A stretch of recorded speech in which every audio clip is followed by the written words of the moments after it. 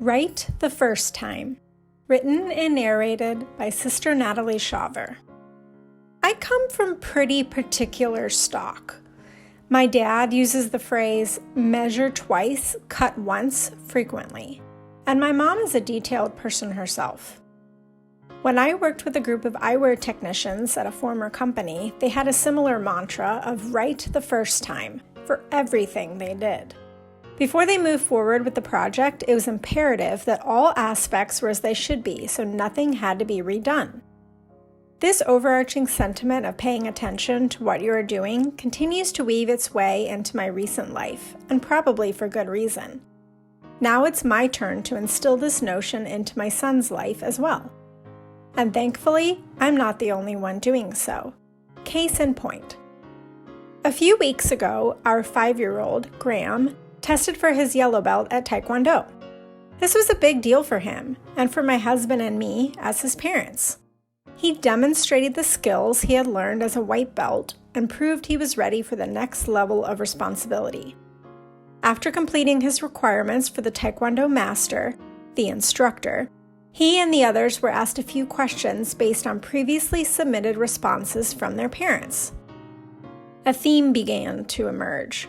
Children of all ages were asked about trying new foods, cleaning their rooms, and respecting their parents. Did they do this? Some nodded yes. Others hung their heads and admitted they did not. And then the master patiently replied, "Each of you has the ability to earn first place at home. You do that by listening the first time. Don't wait until the second or third time. Listen the first time, and you'll earn first place." Those words stuck with me, not simply because I'd like to remind our son about that lesson, but because I want to use it in my own spiritual life. How often does the Lord tell me something that I brush off? Am I too busy to listen to Him? Do I make Him repeat Himself frequently? And what decisions should I be making right the first time? I made a commitment to love and serve Him to the best of my ability. That wasn't a quick one because I knew how important it was. I had to measure twice, cut once, so to speak. I needed to ensure that I was serious and not flippant about the promise I was making, and I wanted it to be right the first time. Christ was perfect in all that He did. Every act He performed was right the first time. There were no do-overs for Him. He was the perfect example when He walked the earth, and still is as He sits on His throne. Is He asking us to be perfect? I don't think so. It's impossible anyway. We're human. But is He asking for us to consider our actions and thoughts and think before we speak? Or love before we act? Does He want us to pay attention to His teachings and His ways? That I do think so.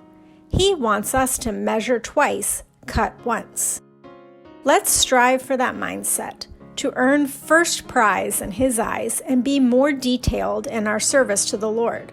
Let's get it right the first time, as best we can, knowing that if we don't, He'll still be there to love us anyway. Let the words of my mouth and the meditation of my heart be acceptable in Thy sight, O Lord, my strength and my Redeemer. Psalms 19:14.